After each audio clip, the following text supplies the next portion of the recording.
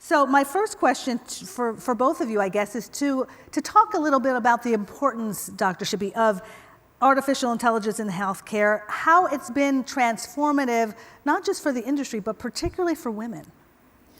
I love that question, and I love the energy in the room today as we've been talking about what are all the opportunities to bring women along and help them to develop. So one of the things I'll say about healthcare and life sciences is organizations are looking to technology, whether it's cloud technology, whether it's an ongoing digital transformation, or the use of generative AI to really differentiate what they do, and also to make better experiences. And so let me give you a little bit more context.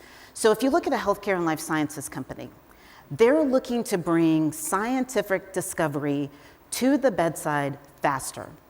And that's incredibly important if you think about how are you going to diagnose something in the future? What does that mean in terms of the actual clinical intervention? So technology is going to help them get there faster, and generative AI is going to help them get there faster because it's going to take tasks that used to take them months or years and be able to deliver that in weeks to months. And then if you think about healthcare providers, so I'm a physician, I know that many times when I would see a patient, I'd have to go through lots of medical records. I'd be looking through the electronic documentation, trying to put everything together. Now, generative AI can be used to summarize all that information so that when you get into the room with the patient or you're having that virtual visit, there's more face-to-face conversation about where you're going and the interaction, as opposed to talking about, did you have this test or did you have that test? So the way to look at generative AI is that it's going to help advance technology. It's going to help advance healthcare. And where that's going to benefit women is that the majority of healthcare decisions are made by women. The largest part of the workforce for clinical care are nurses, and the majority of them are women. Right now in medical education, about 50 to 51% are women. So when we bring this technology along, it's going to help them do their jobs better. It's going to help them work at the top of their license. It helps with resilience. And the other part it's going to do, as we've talked about here earlier today, it's going to help them do everything they want to do, both personally and professionally, and make that a little bit easier. That's fascinating. You know, the other statistic that I thought was true, but I realized after reading some of the information that you provided, Kristin, is that women are also mostly the pet owners. We own more pets than, or we're aunties, like me, of several friends' pets. And as someone who covers how people spend their money and how they try to budget, the budgets for pet care can be exorbitant because people don't plan ahead. They don't know. What you're doing is making that easier for the pet owner and, most importantly, for the health of the animals. Tell us a little bit about why artificial intelligence is so important for what you're doing at Zoetis. Sure, and let me bring this to life. I think that AI has transformative power to not just improve healthcare, but to make it faster and to make it really increase the human interaction in it, which I think most people don't think about. And let me just bring that to life.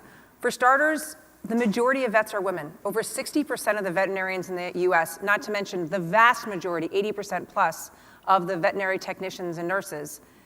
And if you look at graduating vets, that's over 80%. And these women want to, the same way all of us in this room want to have better work-life balance, so do all these vets.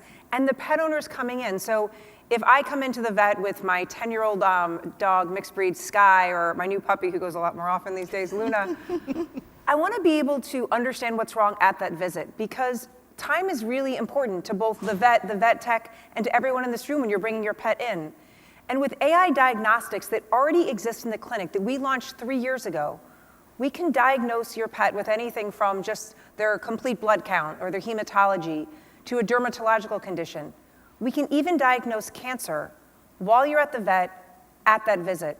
And it's not just the ability to say, here's the cell and your dog has cancer, but we're going to connect you with an expert around the globe who can help you interpret what your options are for that pet. That makes the vet a hero. That vet tech who's so worried and with that dog makes them know that they're providing the best health care. And as a pet owner, it empowers you to make a decision and respects your time. So I think what she was saying, just the same way a physician wants to come in empowered with a good summary of your records, So does your vet, and the pet owner wants that vet to walk in understanding their medical records and understanding the diagnosis and being able to have that conversation in the moment. We all know what it's like to wait for your vet or your doctor to call you back 2 days later with the results, and the anxiety and stress that causes you. I think we can change that. You can create a better environment where you're in front of the vet in the moment that you find out, where they can sense how you're feeling about it and provide better care and more timely care.